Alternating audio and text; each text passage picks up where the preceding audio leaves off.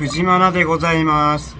今回は仮想通貨取引所バイビットの使い方について解説していきたいなと思います。結構ね、僕もね、バイビット進めてきてるし、自分もね、バイビットで、長期ロングしてるんですけど、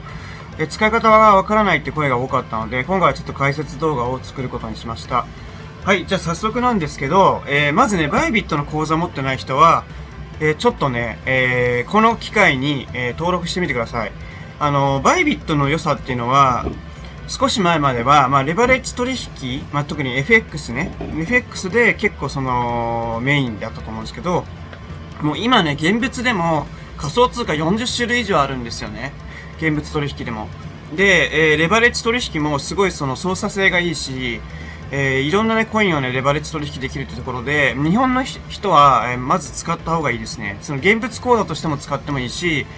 レバレッジ取引としても使った方がいいので、僕のこの視聴者の皆さんはね、ぜひね、この機会にバイビット、口座登録してみてください。で、バイビットは、動画の説明欄、僕のこのチャンネルの、動画のタイトルの横にある、こういうね、くの字がこう横向いたみたいなところをタップすると概要欄っていうのがあります。で、概要欄の一番上に、バイビットのリンクありますので、それで登録してみてください。で、そこでメールアドレスを送って、で、パスワードをね、2つっていうか、1つ設定するやつを2つ入力して始めるって感じです。で、そうすると、バイビットからメールが届きますので、メールをタップして、口座登録を、完了してみてください。で、完了したら、今、多分、皆さんね、ブラウザとかで、バイビットを、登録したと思うんですけど、おそらくほとんどの方はね、スマートフォンでね、仮想通貨のトレードやってると思いますので、スマホアプリをね、ぜひ、インストールしてください。僕もね、Android のスマホアプリやってます。で、Android の方は、Google Play で、iPhone 使ってる方は、なんだっけあれ、Apple Store で、バイビットって検索すると、バイビットのね、スマホアプリ出てくるので、それを必ずダウンロードした方がいいです。ブラウザでももちろんトレードできますけど、ブラウザよりスマホアプリの方が操作性がいいので、絶対アプリ使った方がいいと思います。じゃあね、やっていきたいなと思うんですけども、今ね、口座登録できたという前提でお話しすると、スマホアプリをね、ダウンロードしましたと。で、ダウンロードしたら、スマホアプリで、まず、ログインをね、しなきゃいけないんですね。ログインして、使える状態にしてください。そしたら、ホーム画面がね、こんな感じに、なると思います。で、そういう風になったら、まずね、最初の状態だとお金入ってない状態だと思いますので、その状態からどうすればいいかっていうと、これ海外の取引所なので、日本円で買うことはできないんですよね。だから、二つやり方があって、一つは、日本の取引所でもいいし、バイナンスみたいな海外の取引所でもいいんだけど、取引所から、バイビットに送金するってことをしなきゃいけないんです。で、それをちょっとまずね、お伝えしようかなと思います。その後に、もう一つのやり方が、クレジットカードで、仮想通貨を買うというやり方もありますので、それについても後で解説していこうかなと思います。で、まずね、仮想通貨を他の取引所から入金するっていうやり方なんですけど、それは、コインチェック使ってるのはコインチェック、ビットバンクならビットバンク、バイナンスならバイナンスから送金するってやり方。ここからはバイビットのアプリケーションの中じゃなくて、その各送金する取引所の、やり方になるので、はい、じゃあまずね、バイビットに仮想通貨を送るってことのやり方なんですけど、今ホーム画面がこんな感じになってると思います。で、一番右下の資産っていうところを押してください。そしたら、概要ってあって、合計資産、BTC 立てでいくら分あるかっていうのがあって、下に現物アカウント、デリバティブアカウント、バイファイアカウントってあると思うんですけど、まず現物のアカウントに、入れるのが普通だと思いますので、現物を送ります。これで、ちちょっと注意いただきたいのは、ビットコインとイーサリアムと US ドルテザードで送ろうとしたら手数料が、結構かかるんですよ。イーサリアムが結構かかりますので、それはあんまおすすめしないです。送るんだったら、XRP とか、手数料が安いもので入金するのをおすすめします。なんで、まず今日は、XRP を送るっていう想定でいきたいと思うんですけど、まず、現物のところにね、何も入ってない XRP のところをタップします。で、タップしたら、下に入金、出金、振り返って出てきて、左下の入金を押します。そしたら、宛先タグは入力必須項目ですって書いてあるんですね。これは、XRP は、入金メモ、タグって言われてるものも必要になりますってことがあるので、確認しましたで同意するを押してください。そしたら、あなたの、XRP のウォレットが、QR コードに出てきたんです、と思うんですけど、これでやるってのもいいんだけど、今回は一般的なやり方で、ウォレットアドレスね、すごい長ったらしいね、アルファベットと、数字が並んでると思うんですけど、これをね、コピーします。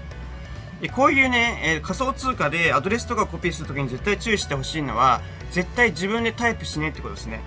タイプして1文字でも間違ったらお金引き出せなくなるので、絶対コピー&ペーストしてください。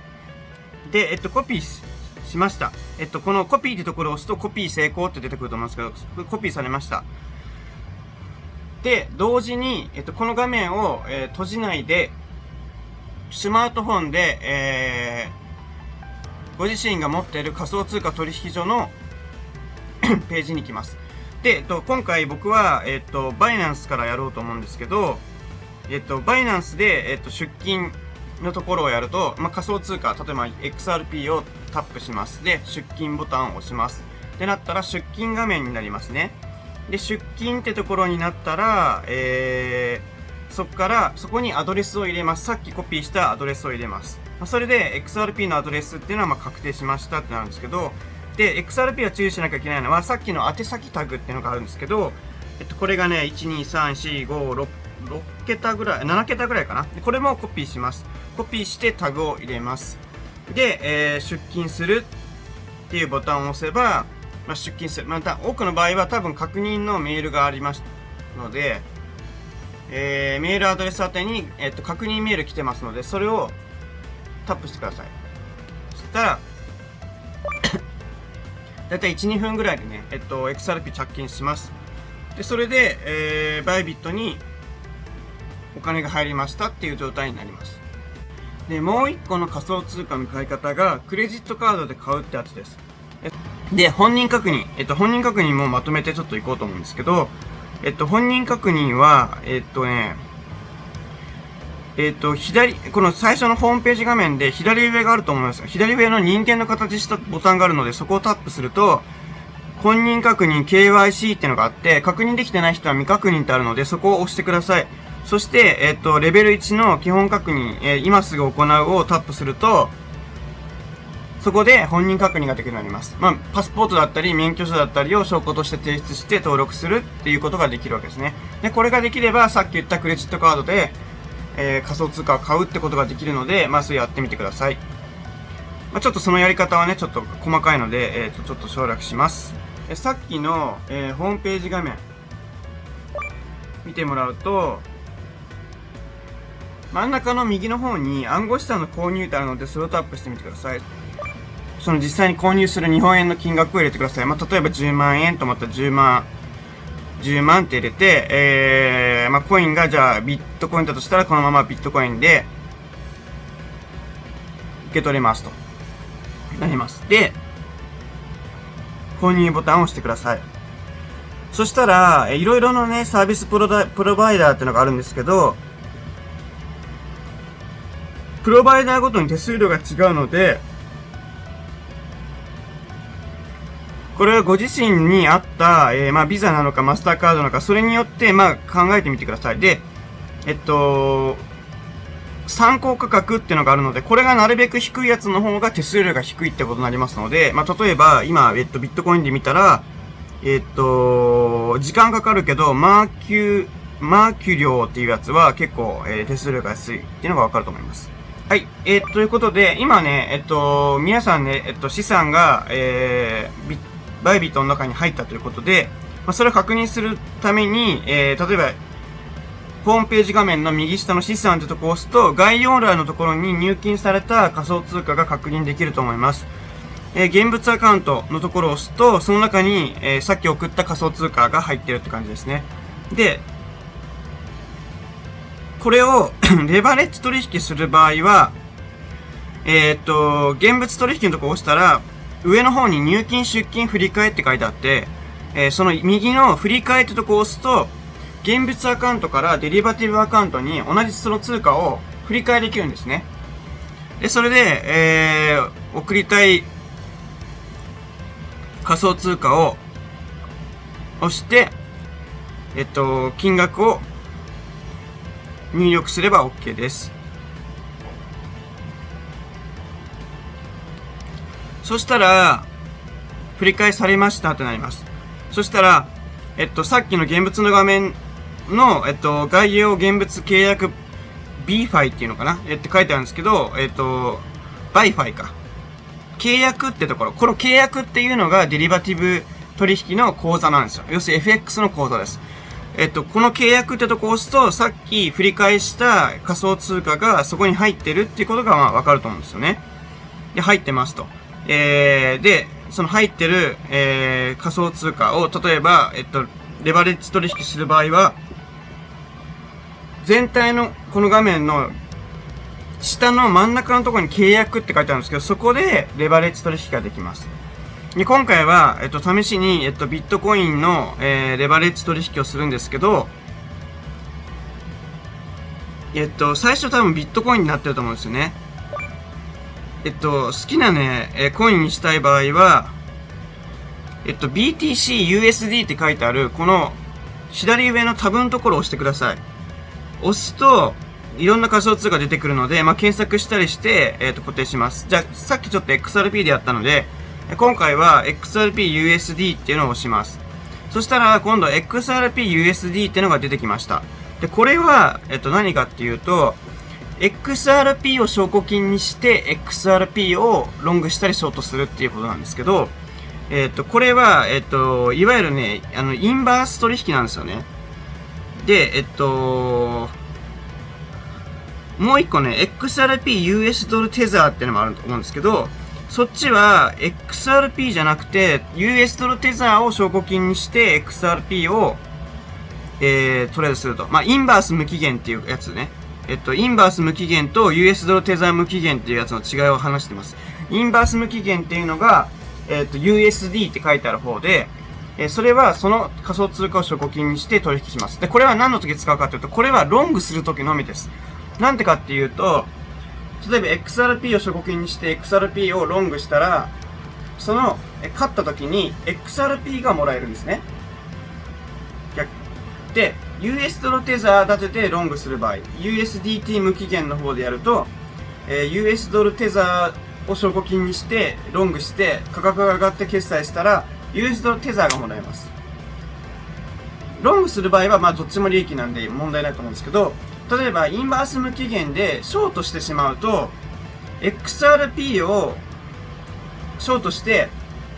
で実際下がりました。でそこで決済しましたと。その証拠に XRP がその報酬として XRP がもらえるんですけど、XRP がでも価格が下がってるのでその効率が悪いんですよね。XRP をもらってるけど XRP 自体の価格が下がってるからショートの時インバースでやるとあんまり得しないんですよ。だからインバース無期限使う時は必ずロングです。でショートする時は必ず US ドルテザー無期限でやるように考えてください。US ドルテザーを証拠金にしてショートして、US ドルテザーを設けるというやり方ね。それがちょっとインバース無期限のと US ドルテザー無期限の、違いです。レバレッジですね。レバレッジが今最初50倍ってなってるんですけど、これを変えてください、絶対。このままやると一瞬でお金を失う可能性があるので、絶対変えてください。この、今、XRP-USD って書いてあるところの、ちょっと下に、クロス 50× って書いてあると思うんですけど、これをまず分離マージンにしてください。で、なんで分離にするかっていうと、分離っていうのは証拠金を今トレードする通貨だけ。だから今で言うと XRP だけなんですよ。で、クロスっていうのは他の持ってる、仮想通貨を証拠金にしますよって感じなんですけど、で、これは例えば、今 XRP をトレードしてます。で、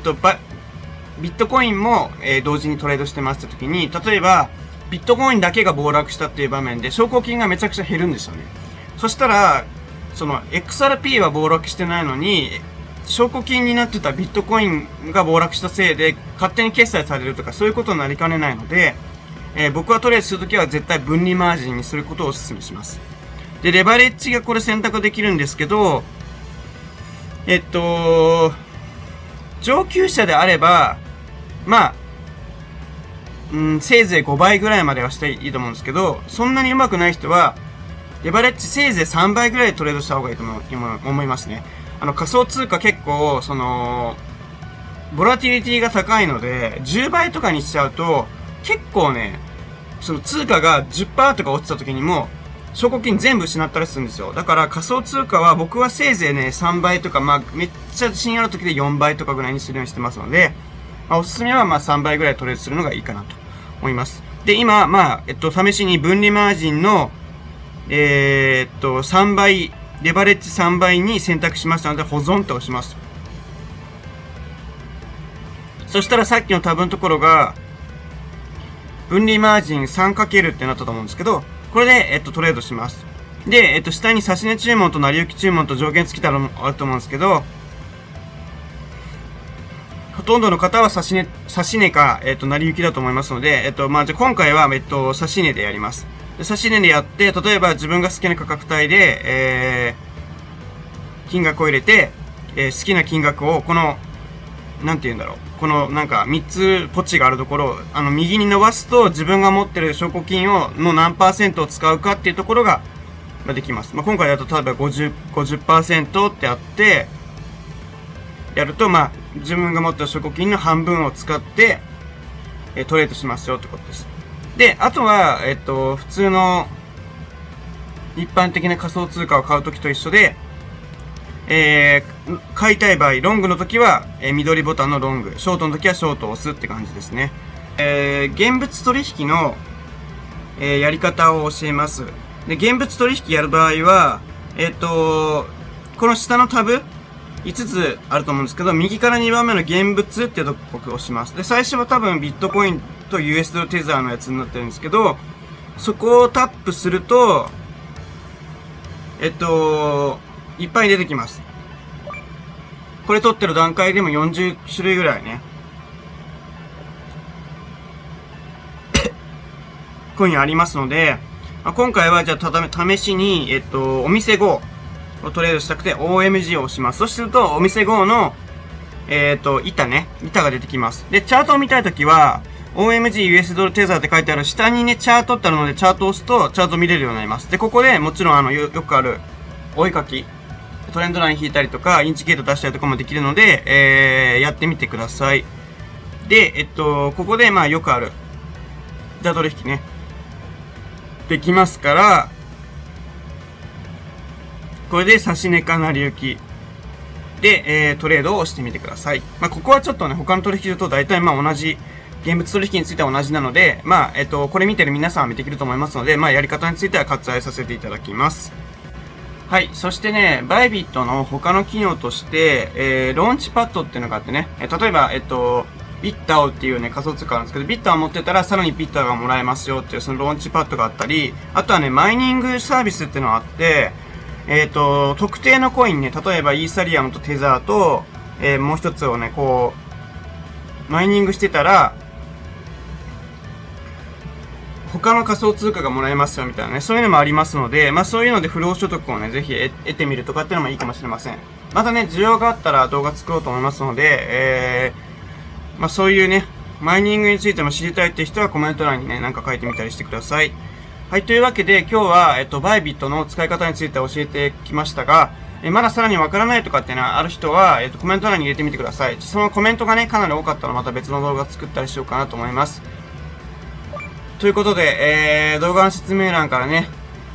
ぜひ、バイビット口座登録して始めてみてください。最後までご視聴ありがとうございました。藤原でした。